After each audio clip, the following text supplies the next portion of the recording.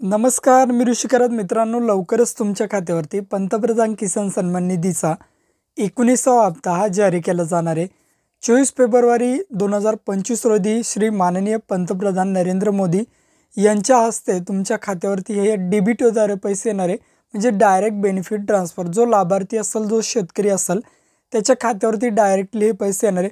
जवळपास 92 लाखापेक्षाही जास्त शेतकऱ्यांच्या खात्यावरती महाराष्ट्रातील हे पैसे येणार आहे. पण त्यापूर्वी काही गोष्टी तुमच्या क्लिअर पाहिजे, तरच तुमच्या खात्यावरती हे पैसे येतील, अन्यथा तुमच्या खात्यावरती हे पैसे येणार नाही. त्यासाठी PM किसानच्या वेबसाईटवर तुम्हाला एक स्टेटस पाहण्यासाठी एक ऑप्शनसुद्धा देण्यात आलेला आहे. तो सुद्धा आपण या व्हिडिओच्या माध्यमातून कशाप्रकारे चेक करायचं की तुमच्या खात्यावरती हे पैसे येणार आहेत किंवा नाही ते सुद्धा बघूयात. या ठिकाणी त्यामध्ये 3 गोष्टी तुम्हाला दिलेल्या असतात. पहिलं म्हणजे तुमची KYC झालेली पाहिजे, जी KYC करण्यासाठी तुम्हाला 31 जानेवारी 2025 ही मुदत देण्यात आली होती. त्या मुदतीच्या आत तुम्हाला KYC करण्याचं सांगितलं होतं. दुसरं म्हणजे तुमचं लँड सीडिंग यस झालेलं पाहिजे. जर तुमचं लँड सीडिंग यस झालं असेल तरच तुमच्या खात्यावरती पैसे येतील. आता लँड सीडिंग यस करण्यासाठी खूप सारे या ठिकाणी ॲग्रिस्टॅक नावाच्या माध्यमातून एक तुम्हाला फार्मर कार्ड किंवा शेतकरी कार्ड म्हणतो आपण, ते सुद्धा काढण्याचं महाराष्ट्र शासन असेल किंवा भारत सरकार असेल यांच्यामार्फत सांगण्यात आलं होतं. तिसरी गोष्ट म्हणजे काय, तर तुमच्या खात्यावरती हे पैसे येणार आहेत DBTनं, डायरेक्ट बेनिफिट ट्रान्सफर. म्हणजे मध्यस्थी कोणीही नाही, जसं सरकार पैसे टाकेल तसं डायरेक्टली त्या बेनिफिशरीचे म्हणजेच त्या शेतकऱ्याच्या खात्यावरती हे पैसे येऊन जातील. म्हणजेच काय, तुमच्या बँकला तुमची आधार कार्ड लिंक असणं गरजेचं आहे, तरच तुमच्या खात्यावरती हे पैसे येतील. आता हे आपण स्वतःसुद्धा चेक करू शकतो, कोणाच्या खात्यावरती पैसे येणार आहेत, कोणाच्या खात्यावरती पैसे येणार नाही. ते कसं प्रकारे चेक करायचं आपण या व्हिडिओच्या माध्यमातून बघूयात. सर्वप्रथम मित्रांनो, PM किसानच्या ऑफिशियल वेबसाईटवर यायचं आहे. या वेबसाईटची लिंक व्हिडिओच्या डिस्क्रिप्शन बॉक्समध्ये दिली आहे. आता या ठिकाणी खाली यायचं आहे. खाली आल्यानंतर नो युअर स्टेटस म्हणून एक ऑप्शन दिसतो बघा, हा न्यू ऑप्शन आहे. त्यावरती तुम्हाला क्लिक करायचं. क्लिक केल्यानंतर या ठिकाणी बघू शकता इंटर युअर रजिस्ट्रेशन नंबर. आता आपल्याला माहीत नाही, तर नो युअर रजिस्ट्रेशन नंबरवरती क्लिक करा. तुमचा मोबाईल नंबर किंवा आधार नंबर टाकायचा आहे. मी इथे आधार नंबर सिलेक्ट करतो. शेतकऱ्याचा आधार कार्डचा नंबर टाकायचा, हा कॅप्चा कोड टाकायचा आणि गेट मोबाईल OTPवरती क्लिक करायचे.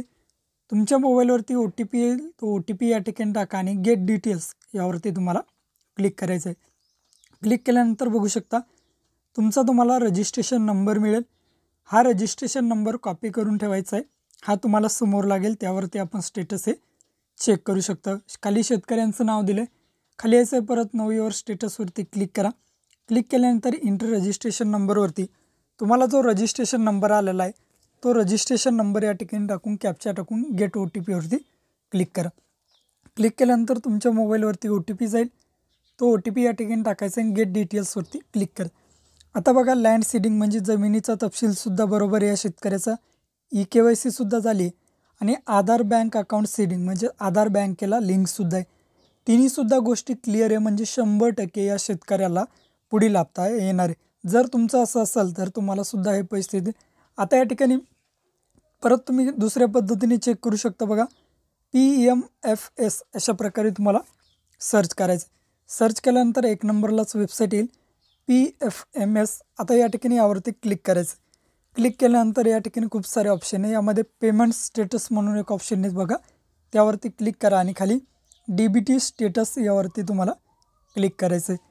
क्लिक केल्यानंतर खाली बघू शकता जेवढ्या शासकीय योजना आहे, जे थेट शेतकरी असेल किंवा लाभार्थीच्या खात्यामध्ये पैसे येतात, ते सर्व योजनांची नावे दिली आहेत. आणि ते जे पैसे येतात ते तुम्हाला DBTने येतात. त्यामध्ये मध्यस्थी म्हणून कोणीही नसतं. त्यामुळे काय करायचं, या ठिकाणी तुम्हाला ज्या योजनेचं बघायचं आहे, समजा आता आपल्याला या ठिकाणी PM किसान योजना बघायची, परत या ठिकाणी बेनिफिशरी व्हॅलिडेशन आणि पेमेंट, तर आपल्याला पेमेंट बघायचं आहे. इंटर ॲप्लिकेशन ID या ठिकाणी आपण जो अगोदर या ठिकाणी रजिस्ट्रेशन नंबर कॉपी केला तो टाकायचा आहे. इंटर बेनिफिशरी कोड सोडून द्या, काही टाकू नका. खाली वर्ड व्हेरिफिकेशनमध्ये कॅप्चा दिला आहे, तो कॅप्चा टाकायचा आणि डायरेक्टली सर्च करायचं. जसं तुम्ही सर्च करसाल तसे तुमचे A to Z माहिती या ठिकाणी येईल. बघा वरती शेतकऱ्याचा ID नंबर, शेतकऱ्याचं नाव, पुढील हप्ता, शेतकऱ्याचं कोड वगैरे A to Z इन्फॉर्मेशन या ठिकाणी आलेली. आणि पर्पज नेम बघा, इन्कम सपोर्ट येईल, म्हणजेच येणारा जो 19वा हप्ता आहे तो हप्ता या शेतकऱ्याला येणार आहे. व्हॅलिडेशनसुद्धा क्लिअर झालेलं आहे. 16 फेब्रुवारी 2025 रोजी या ठिकाणी व्हॅलिडेशन झालेलं आहे आणि ॲप्रूव्ह बाय एजन्सी, म्हणजे सर्व या ठिकाणी या शेतकऱ्याचा पुढील हप्ता आहे तो येणार आहे. सर्व गोष्टी या ठिकाणी क्लिअर आहे. अशा पद्धतीनं तुम्ही हे चेक करू शकता की तुम्हाला पुढील हप्ता येणार आहे किंवा नाही.